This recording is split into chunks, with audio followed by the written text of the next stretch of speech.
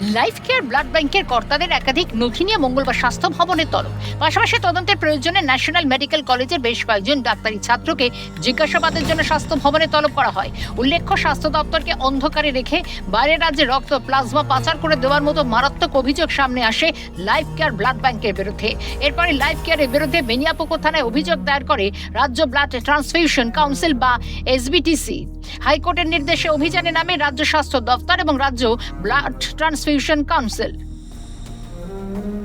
স্বাস্থ্য ভবন সূত্রে খবর, কিছু নথি পরীক্ষা করে দেখা গেছে একদিনে 35টা রক্তদান শিবির থেকে প্রায় 1600 ইউনিট রক্ত সংগ্রহ করেছে এই বেসরকারি ব্লাড ব্যাংক। কিন্তু বিপুল পরিমাণ রক্ত পৃথকীকরণ করতে যে পরিকাঠামো দরকার তা তাদের নেই বলে দাবি স্বাস্থ্য ভবনের।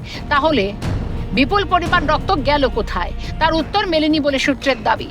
নথিপত্র পরীক্ষা করে দেখা গিয়েছে ন্যাশনাল মেডিকেল কলেজের ডাক্তারি ছাত্রদের বিভিন্ন রক্তদান শিবিরে ডিউটিতে নিয়ে যাওয়া হয়েছিল, যা নিয়ম বিরুদ্ধ। যারা গিয়েছিলেন তাদের জিজ্ঞাসাবাদের জন্য মঙ্গলবার তলব করে স্বাস্থ্য ভবন। তদন্তকারী আধিকারিক ও স্বাস্থ্য ভবন সূত্রে খবর, ব্লাড ব্যাংকের কাছে তাদের আয় ব্যয়ের হিসেব চাওয়া হয়েছিল। চলতি বছরে কত টাকা রক্ত এবং প্লাজমা বিক্রি, ব্লাড ব্যাংকের কাছে সেই নথি চাওয়া হয়। একাধিকবার স্বাস্থ্য ভবনের তরফে নথি চাওয়া হলেও তারা কোনো নথি জমা দেয়নি। লাইফ কেয়ারের তরফে বলা হয়েছে তদন্তকারীরা লিখিত আবেদন করলে তবেই কাগজ দেখাবেন তারা। আর্থিক নথিপত্র ব্লাড ব্যাংকে রাখা নেই। তদন্তকারী আধিকারিকদের সূত্রে আরো দাবি, নথিপত্র পরীক্ষা করে রাজ্য ড্রাগ কন্ট্রোল বিভাগের আধিকারিকরা দেখতে পান 2022 সালে লাইসেন্স পাওয়ার সময় ব্লাড ব্যাংকের তরফে যা যা পরিকাঠামো দেখানো হয়েছিল তার অনেক কিছু 4 বছরে পাল্টে ফেলা হয়েছে। তা নিয়ম বিরুদ্ধ বলে দাবি স্বাস্থ্যকর্তাদের। স্বাস্থ্য ভবন সূত্রে খবর, শিবির থেকে রক্ত সংগ্রহের ক্ষেত্রে এখনো লাইফ কেয়ার ব্লাড ব্যাংকের ওপর নিষেধাজ্ঞা জারি রয়েছে। কেবলমাত্র কেউ নিজে এসে ব্লাড ব্যাংকে রক্তদান করতে চাইলে তার রক্তই নেওয়া যাবে।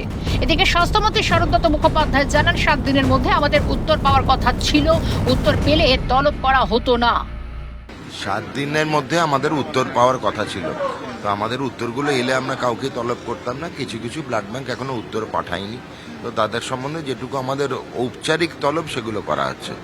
ওনারা মহামান্য উচ্চ আদালতে গেছিলেন, সেখানে ওদেরকে স্টে পাননি ওরা।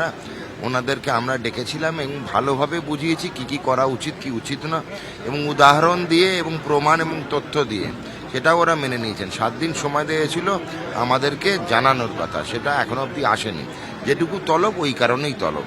এনবিটিসি এবং এসবিটিসি করা ব্যবস্থা নিতে পারে, তারপরও মানবিক সরকারের মহানুভবতাকে কেউ যেন দুর্বলতা না ভাবে, হুঁশিয়ারি স্বাস্থ্যমন্ত্রী। আমাদের ন্যাশনাল অর্গানাইজেশন এনবিটিসি অ্যান্ড স্টেটের এসবিটিসি দুটোজনই বলে নিয়েছেন দুটো কিন্তু পদক্ষেপ আমরা নিতে পারি। তারপরেও বলছি, মানবিক সরকার আমাদের এই মহানুভবতাটা কেউ যেন দুর্বলতা না ভেবে পারে। বারবার বলছি, মানবিক দিকটা দেখাচ্ছি আমরা, তবু এখনো অপেক্ষা করছি সবাই আমাদের কথা মতো চলুক। কথা মতো না চললে তখন পদক্ষেপ নিতে হবে।